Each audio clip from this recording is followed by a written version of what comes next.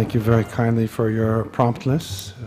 I know we're all keen to do our duty and continue with this important agenda that we have before us today. We are now at agenda item 8 on the pre-established and agreed agenda for our regular permanent council meeting. This is to the consideration of the draft resolution entitled Exceptional Authorization from the Indirect Cost Recovery Reserve Subfund for the Inter-American Defense Board's relocation and for approval of the guidelines and governance of the Capital Fund. This draft is contained in document CP/Doc 4146/25. I yield the floor now to Ambassador Solano, Permanent Representative of Costa Rica and Chair of the CAP. Madam Ambassador, the floor is yours.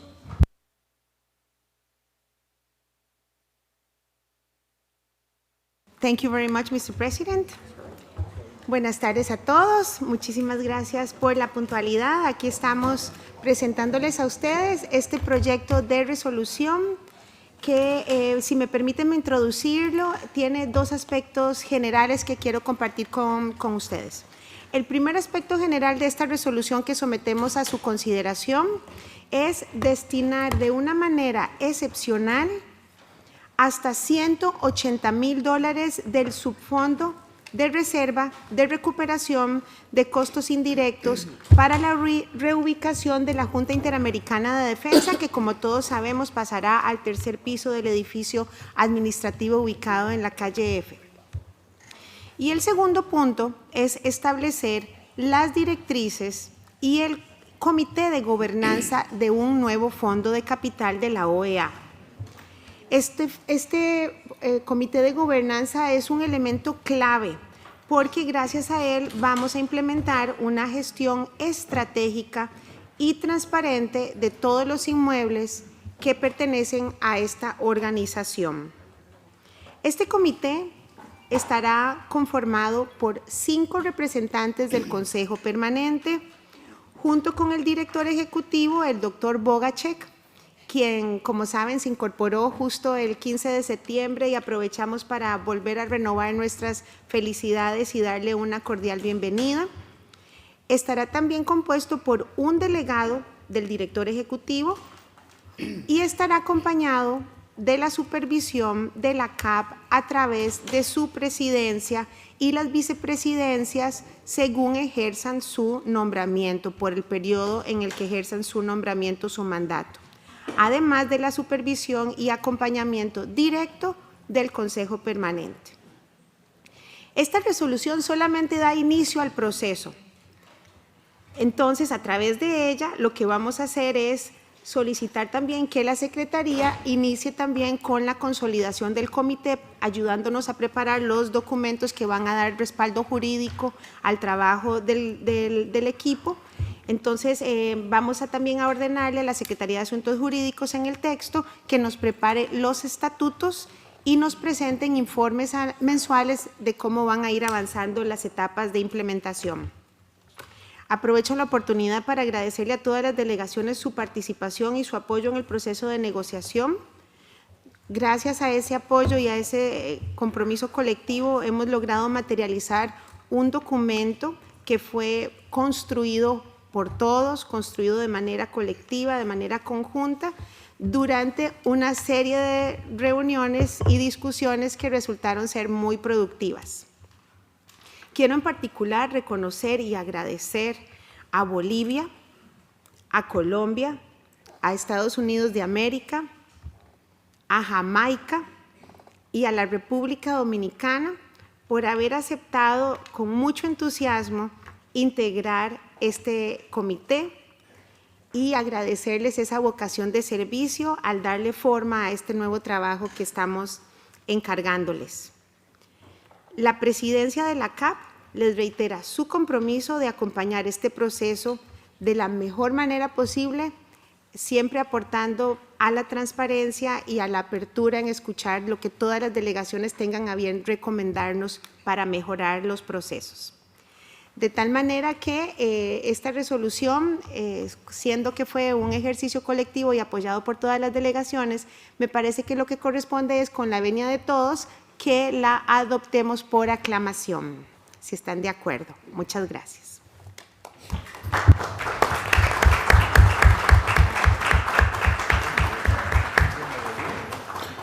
The chair takes it then that the draft resolution entitled Exceptional Authorization from the Indirect Cost Recovery Reserve Subfund for the Inter-American Defense Board's relocation and for approval of the guidelines and governance of the Capital Fund is hereby approved.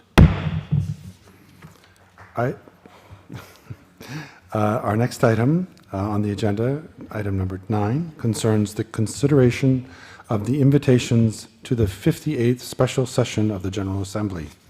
These invitations require the authorization of the Council in accordance with Articles 9C and D and 10 of the Rules of Procedures for the General Assembly. Based on the reports presented by the General Secretariat, I am hereby consulting whether we may proceed first with the approval of the draft resolution entitled Invitations to the 58th Special Session of the General Assembly requiring the authorization of the Permanent Council. This was circulated as document CP/Doc 6144/25. Seeing no comment or objection, approved.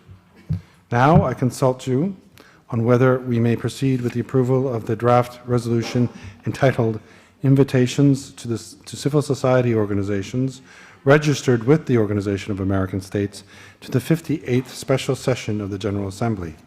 The draft was circulated as document CP/Doc 6145/25. Seeing no objections, approved. Our next item is to consult the delegations on the approval of minutes of the following Permanent Council meetings. First, the special meeting of December 7th, 2022, Acta 2406. Next, the regular meeting of August 6th, 2025, Acta 2559. Followed by the special meeting of August 13th, 2025, Acta 2560. And finally, the regular meeting of August 20th, 2025, Acta 2561. There being no comment or objection, approved. Finally, we now proceed to our last item of other business. I will be offering the floor to delegations wishing to present any matters that are of purely informational in nature, pursuant to Article 45 of the Rules of Procedure. We had indicated earlier a number of countries with interest, and I see that now requests have been made, and we will proceed first with Argentina. Argentina, you have the floor. Gracias, señor presidente. Tuvimos la información por una comunicación oficial, por un comunicado de la Comisión Interamericana de Derechos Humanos, que en línea con la reciente decisión de la Corte Interamericana de Derechos Humanos, en el caso Chirino-Salamanca del 21 de agosto de 2025, la Comisión Interamericana reafirma su plena competencia respecto de la República Bolivariana de Venezuela. En esa decisión, la Corte determinó que la denuncia presentada por el Estado venezolano a la Convención Americana sobre Derechos Humanos en 2012 carece de validez y la decisión se fundamenta, entre otras razones, en que dicho acto no fue adoptado en un contexto democrático. Por lo tanto, la Comisión Interamericana consideró esencial priorizar el envío de este caso al tribunal para atender las legítimas demandas de justicia de las víctimas y fortalecer la seguridad jurídica del sistema interamericano. Con esta decisión, la Comisión reafirma su competencia para monitorear la situación de derechos humanos en el país, recibir y tramitar peticiones y casos y otorgar medidas cautelares. Y además informa a la comunidad internacional, y este es el mensaje que quería compartir, que solicitó anuencia para realizar una visita in loco en el último trimestre de 2025 a Venezuela a fin de observar de primera mano la situación de derechos humanos y especialmente las condiciones de las personas privadas de libertad en el Centro de Procesados y Penados, Área Metropolitana de Caracas 1, denominado el helicoide. La Argentina pedirá formalmente al Consejo en la próxima reunión que la CIDH pueda asistir para poder actualizar las gestiones que se están realizando y la situación para poder llevar adelante en términos concretos este planteo que ha hecho en público, que lo ha planteado en un comunicado, pero que queremos de nuestra parte que todos los miembros puedan estar actualizados sobre cuáles son las gestiones realizadas y los resultados. Muchísimas gracias, presidente. Thank you, Argentina. Peru, you have the floor. Señor presidente, mi delegación desea informar sobre un asunto que tiene la mayor gravedad. Hemos tomado conocimiento de la resolución 125 de la Comisión Interamericana de Derechos Humanos, CIDH, aprobada el 15 de julio y publicada en su página web recién el 12 de septiembre, es decir, casi 2 meses después.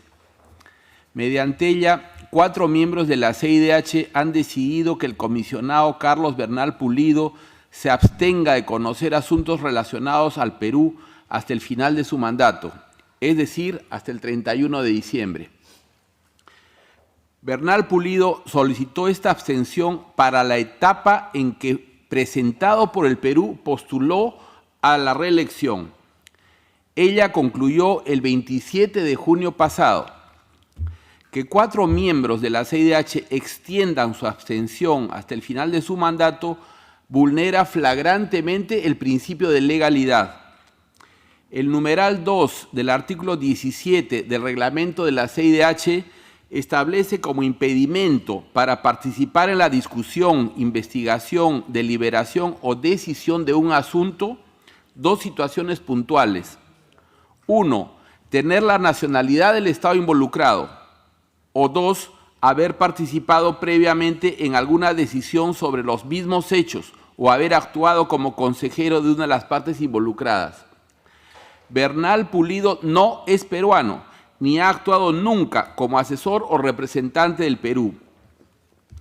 En realidad, de la lectura de la resolución, resulta claro que la decisión de extender la abstención de Bernal Pulido no se sustenta en impedimento alguno, sino en que 4 comisionados piensan que existe una incompatibilidad. Estos comisionados tienen derecho a pensar ello, pero no pueden soslayar que la incompatibilidad es una figura distinta a, más subjetiva que, la del impedimento. La incompatibilidad está regulada por el artículo 4 del reglamento y su numeral 2 requiere que sea determinada por una mayoría calificada de por lo menos 5 comisionados. Las decisiones que pueden adoptar las mayorías al interior de la CIDH están pautadas por su reglamento. Las reglas de este responden a una lógica.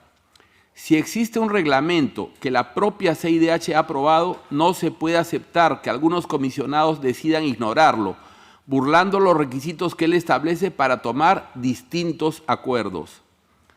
Esta conducta atenta contra la credibilidad de la Comisión y genera un daño a su reputación, minando la confianza de los Estados miembros en su actuación.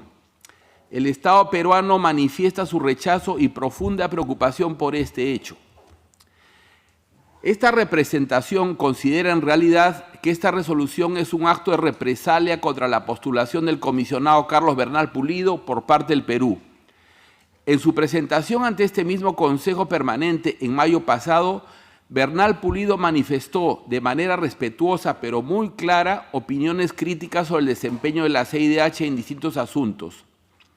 No se debe permitir o convalidar prácticas en el sistema interamericano de derechos humanos dirigidas a silenciar una voz, violentando las normas y el derecho. El Perú seguirá vigilante en este esfuerzo. Gracias. Thank you, Peru. Guyana, you have the floor. Chair, I would like to report that the general and regional elections were successfully held in Guyana on September 1st. The campaign period leading up to Elections Day itself, and the weeks since then have all been peaceful. The party in office was returned with a small increase in support. The returning president was sworn in on September 8th, and he swore in his cabinet on last Saturday, September 13th. Guyana would like to express its appreciation and thanks for a number of electoral observer missions, amongst which was the EOM from the Organization of American States. A number of observations were made by the various EOMs at their press conferences. We look forward to receiving the formal reports in time. Our thanks again to the OAS for the OAS Electoral Observer Mission. I thank you, Chair. Thank you, Guyana. Canada, you have the floor. Merci, Monsieur le Président. Chaque 30 septembre depuis 2021, les Canadiennes et Canadiens à travers le monde soulignent solennellement la Journée nationale de la vérité et de la réconciliation. En cette journée, nous reconnaissons les conséquences profondes et douloureuses du système des pensionnats autochtones, ainsi que leurs séquelles durables sur les Premières Nations, les Inuits et les Métis dans notre pays. Pendant plus de 150 ans, des enfants des Premières Nations, du peuple inuit et de la nation métisse ont été arrachés à leurs familles et à leur communauté, contraints de fréquenter des écoles souvent situées loin de chez eux. Bon nombre d'entre eux n'en sont jamais revenus vivants. Des tombes anonymes continuent d'être retrouvées sur les sites d'anciens pensionnats autochtones à travers le Canada, soulignant le travail essentiel qui reste à accomplir pour parvenir à une véritable réconciliation avec les peuples autochtones. Au Canada, cette journée est une occasion de rendre hommage aux survivantes et survivants et de nous souvenir de tous ces enfants qui ont subi des abus indescriptibles. Mr. Chair, in Canada, September 30th was first known as Orange Shirt Day, a commemorative initiative led by Indigenous communities and inspired by residential school survivor Phyllis Webstad, whose orange shirt was first taken from her on her first day at residential school. It became a powerful symbol to reflect on and raise awareness about the intergenerational impacts of the residential school system on First Nations, Inuit, and Métis children, families, and communities. On this day, Canadians around the world wear orange shirts to symbolize the loss of freedom, culture, and self-esteem experienced by many Indigenous peoples' children. It is a collective reminder that every child matters. To this end, Canada wishes to inform member states that, in observation of the National Day of Truth and Reconciliation, the Permanent Mission of Canada will be displaying the Survivors' Flag at the OAS main building. Conceived by the National Centre for Truth and Reconciliation at the University of Manitoba and created in consultation with survivors from Indigenous communities across Canada, the flag is a powerful expression of remembrance for those that have been and continue to be impacted by the residential school system. Reconciliation is an ongoing process that requires humility, listening, respect, and meaningful action. On this National Day of Truth and Reconciliation, we reaffirm our commitment to truth and healing. Thank you, Mr. Chair. Thank you, Canada. St. Kitts and Nevis. Thank you very much, Chair. St. Kitts and Nevis wishes to advise of the passing of former Governor General of St. Kitts and Nevis, Sir Edmund Wickham Lawrence, GCMG, OBE, CSM, JP. The government and people of St. Kitts and Nevis are united in profound sorrow at the passing on September 7th of former Governor General, His Excellency, Sir Edmund Wickham Lawrence. Sir Edmund's life was one marked by distinguished service to our nation.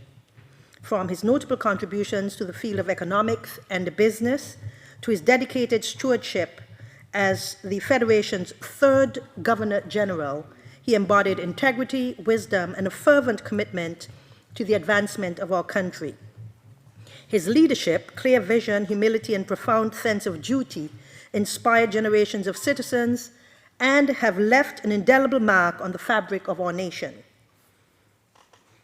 In honor of his immense contributions and in accordance with official government protocols over the course of the last week, The national flag of St. Kitts and Nevis was flown at half-mast on all government buildings, on official residences, and beyond the Federation at our missions, and will again be flown half-staff on the day of his funeral on a date yet to be announced.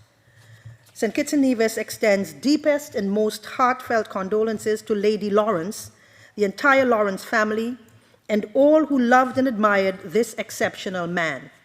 As a nation, we pause to reflect on the immeasurable legacy of a beloved son of the soil who served with distinction and grace, leaving behind a timeless record of excellence and patriotism. A book of condolence has been opened today at the Embassy and the Permanent Mission of St. Kitts and Nevis and will remain open until 4 p.m. tomorrow, Thursday, and an invitation is extended to all who may wish to share expressions of sympathy. May his soul rest in eternal peace, and may his family find solace in the immense outpouring of love and respect from a grateful nation. Thank you very much, Chair. Thank you, St. Kitts and Nevis. Uruguay, you have the floor. Gracias, presidente.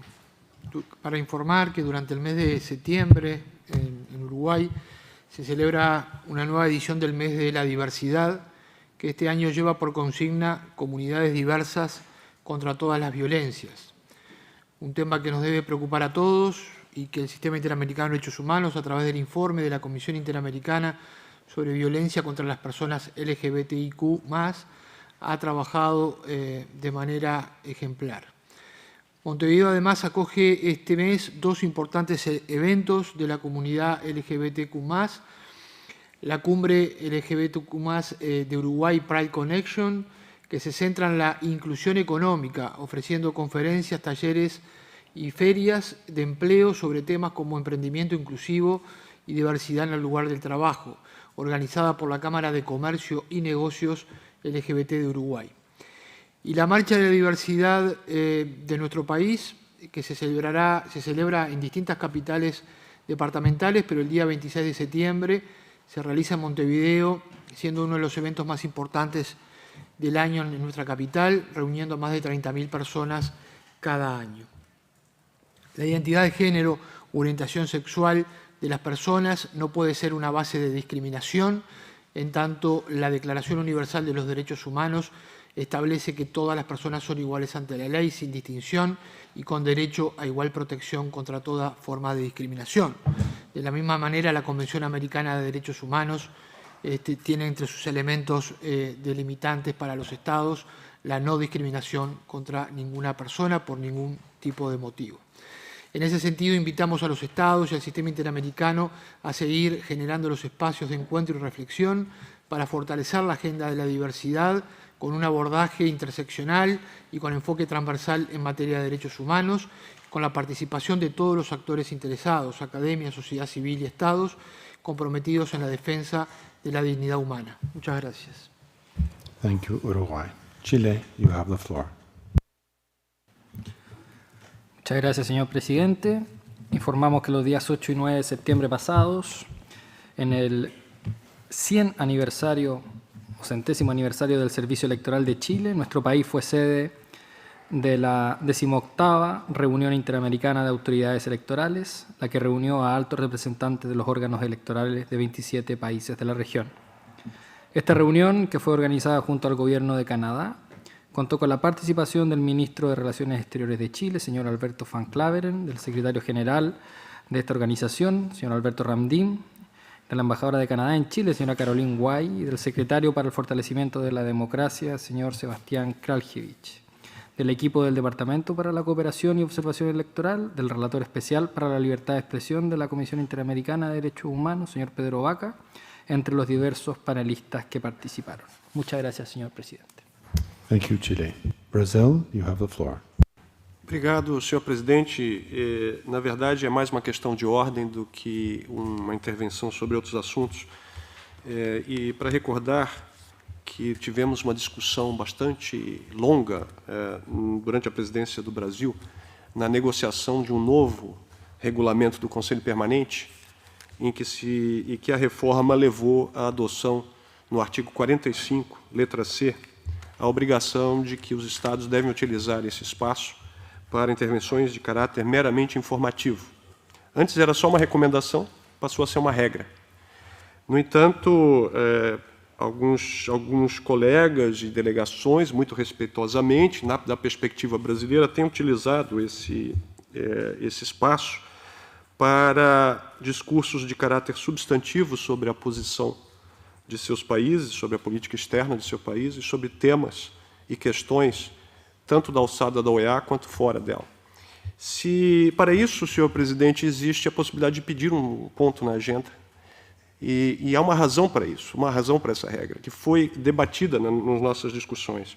Evitar que as outras delegações sejam surpreendidas, porque, para que possamos ter transparência, para que todos possam se preparar para os debates, é necessário que os temas sejam explicitados com antecedência, para que todas as delegações possam pedir as instruções, fazer as consultas necessárias e reagir a temas que, muitas vezes, não são de interesse apenas do país que está fazendo uso da palavra durante o tempo reservado a outros assuntos.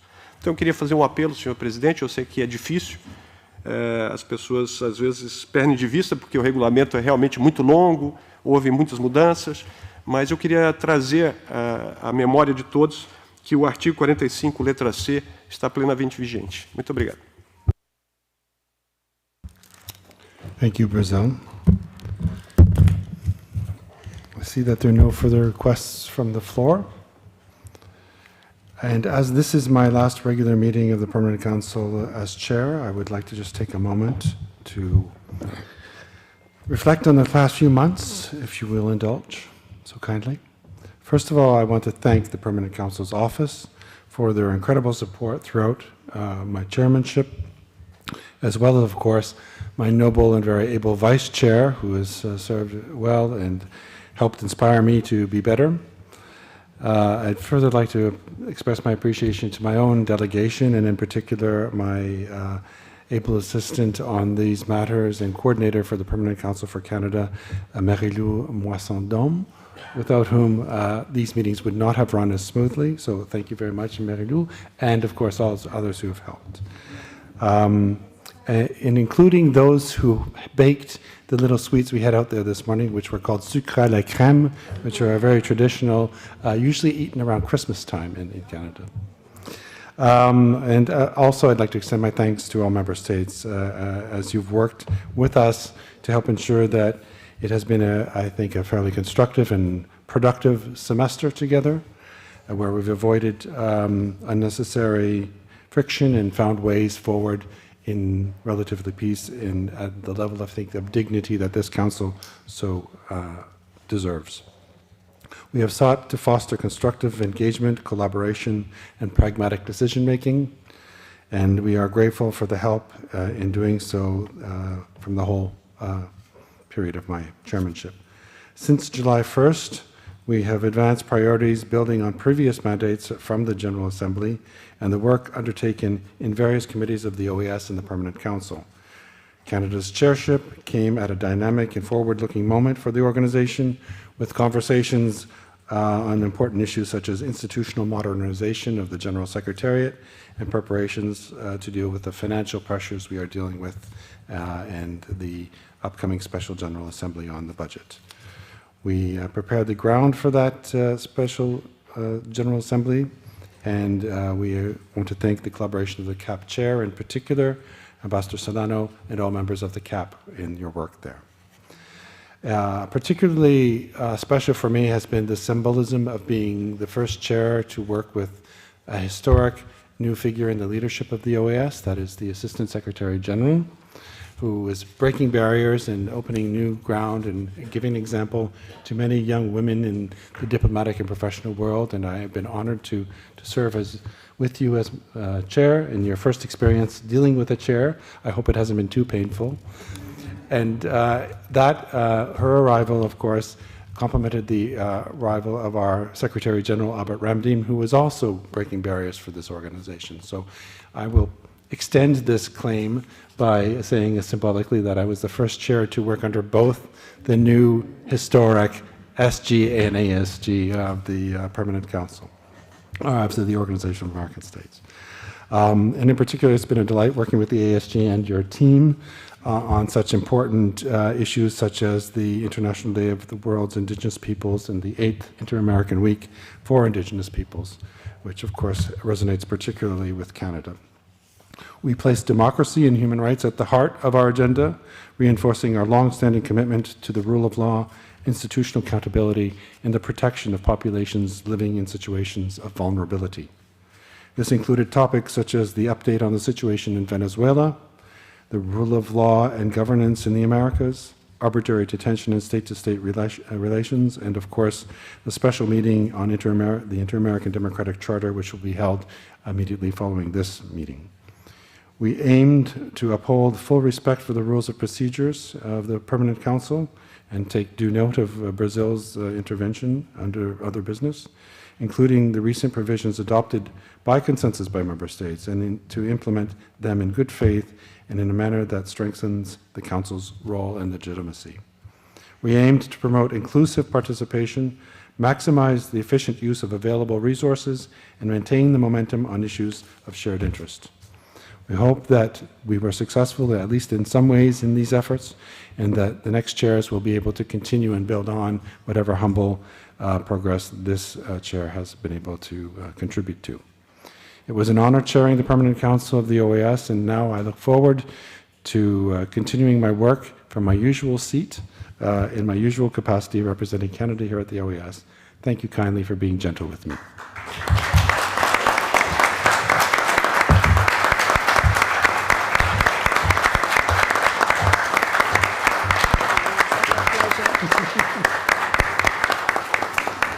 There being no further business, I consider this meeting adjourned.